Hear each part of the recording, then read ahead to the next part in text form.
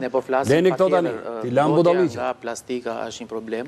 Është problem serios. Ana tjetër e medaljes, por ne kemi shumë kompani ndërtimi që inertet shpeshherë i hedhin, le themi, në për kanale, në për prita dhe krijojnë prita për rrjedhën e ujit. Këtu tani kemi një keq funksionim të institucioneve vendore, të cilat nuk marrin masa, pra duhet bërë identifikimi, pra pamjet kanë dalë në çdo media, sepse, dakord, ne i tham, institucionet nuk e kanë bërë detyrën siç duhet, sepse qytetarët që janë duke na ndjekur janë ujë në këto momente. Po edhe qytetarët që janë duke na ndjekur, të gjitha qeveritë, të lutem ta mbaroj, janë me dhjetra qytetarë që i kanë shkuar edhe emergjenta civile kanë thënë lëvizni dhe nuk lëvizin, ëh? Nga viti 91. Ja, një sekond, nga viti 91 deri sot janë lejuar nga të gjitha qeveritë në vendin tonë ndërtime jashtë çdo kriteri teknik.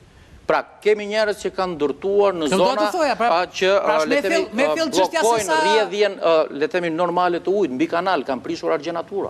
Dhe nuk është marrë asnjë mas, madje janë legalizuar ndërtimet. Pra, qeveria vetë i ka lejuar. Sot ata qytetarë, të gjithë qeverit në këto 30 e ca vite në vendin tonë. Ajo që duan sot qytetarët është të shpallet gjendje jashtëzakonshme. Po mimo, ne të gjithë që po japim mendje këtu në këtë studio tani.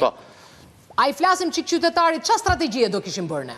Shiko, përsa e përket, të themi gjën, se ne po themi mbetjet, të lutem atje në fshat ku nuk ka kosha që të hedhin mbetjet e çfarë do bëjë ai qytetari e fshatari?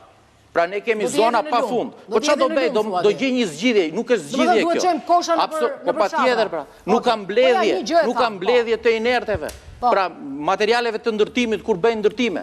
Pra se ne flasim vetëm për plastik. Jo, një sekond. Funksionojnë gjobat nëse ti i merr materialet e inerteve, i derë tek plerat, tek koshi i plerave ose diku tjetër ti gjobitesh. Çfarë duhet bëjmë më tepër tani? Pra duhet të jenë mirë, Nela, fajtor qytetarët e 20 qyteteve të Republikës Shqipërisë.